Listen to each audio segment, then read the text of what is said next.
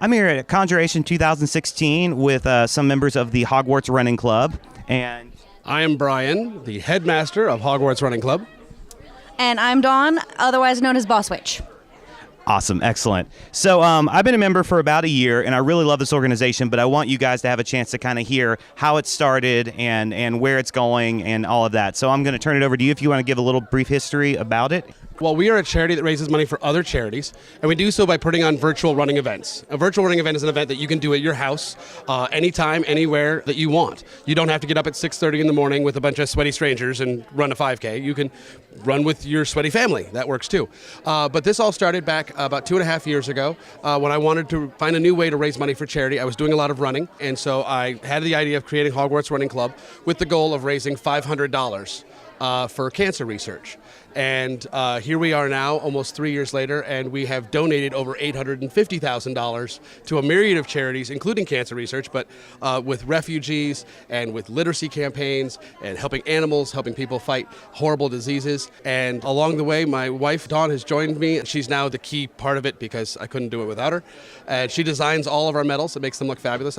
That's what makes people come back. We've also built an incredible community, 45,000 people on Facebook from over 50 different countries, all 50 states, who encourage each other and motivate each other on their fitness journey. We've got ultra marathoners who run 150 miles a week, and we've got people who are just trying to make it around the block.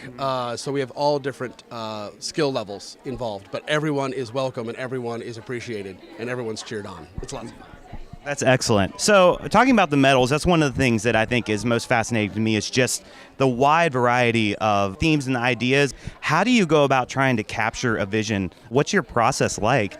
It depends on what the theme is. Honestly, sometimes the theme will just come to me. Like, it'll be, okay, I knew Umbridge was going to be a big, giant pink cat plate. And then I had the idea, can the cat move? And so we contacted our metal company, and they're like, oh my God. But they always are able to pull it off. And so it's a collaboration with them when we get wacky, screwed up ideas of, okay, can the hands move? Wait, can it light up? No, we don't have one that lights up yet. But usually the design just comes to me and I kind of play around with it, and then we go back and forth with it to translate it into a metal medal. Have you had ideas that your metal company is just like, no, we can't do that? So far, they've actually been able to do it. And so we're just going to keep throwing new things at them until they tell us no. We had our marathon event this year, and it's 4 medals plus a center keystone. They're supposed to stick together and hold together with magnets. Unfortunately, production is not always what you hope it's going to be, and it turns out the magnets weren't strong enough on the bottom medals, and it turns out that some of the medals were put in backwards, and so that led to some problems. So what Crown Awards did was they came up with a one-of-a-kind, first ever like it, acrylic stand. We're going to show it off. But it's actually, if you turn it around, on, it actually has slots for the backs of the medals, so everything fits in perfectly. So it counters the anti-magnetism that's going on. And they did that. They produced all those stands and provided all those stands to our members for free, just to make good on what they had promised. But now we're helping them innovate. And so now they're offering some of the features that we've had on our medals to other customers. They're like, hey, we can do this now, and here's an example because Hogwarts Running Club asked us to do the impossible. That's excellent. So tell me a little bit about the charity process. How do you go about finding a charity, and what's the nomination process like? What's the vetting process like? Well, the process is very complicated. It usually involves a dartboard, and no, that's actually not true. Actually, one of the things we pride ourselves on is that no charity can contact us and say, hey, I want to be a charity partner with Hogwarts Running Club. They must be nominated by a member. And so a member must nominate, and then we go through the vetting process. And we look at their 990s, their financial reports, their annual reports. We look at their GuideStar rating, their Charity Navigator rating. We look at reviews that they've gotten. We also look at their size. Do they bring in $65 million a year? Well, then our donation's not going to mean much to them. Meanwhile, we have other charities that may only be a $10,000 a year budget. Well, they're kind of too small. If we gave them $150,000, they may not know what to do with it. So you have to find the right size charity and a charity that fits with the theme of that event. But not always. I mean, it's not always a perfect match there, but for the most part, we do try to match them up thematically with each other. So do they have to run this at one time, one specific event? Can it be broken up? What would you say to somebody who wants to do it, but they're just petrified of getting started running distances? Well, we just want you to move.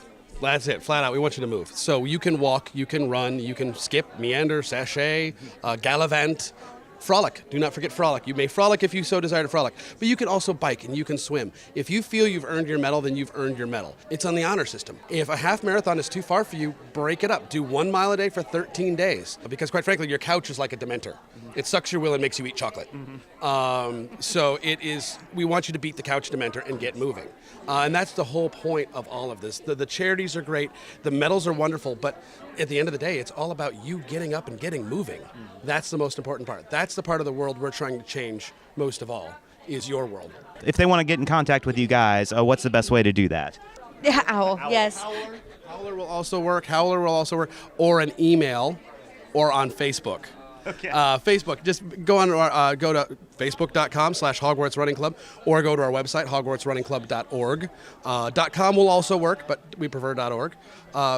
Also, I do want to mention, we do also have two new charity groups as well. Besides Hogwarts Running Club, which has been very successful, we've just introduced Whovian Running Club for Doctor Who fans, for the timey-wimey, racy-wacy type folks. And we also have Chilton Running Club for Gilmore Girls fans. Both of those are up and running now and have open events. We had the Gallifrey 10K for the Whovian Running Club that has come and gone. We have a new one for that one called the Don't Blink 10K Run. It actually features a weeping angel.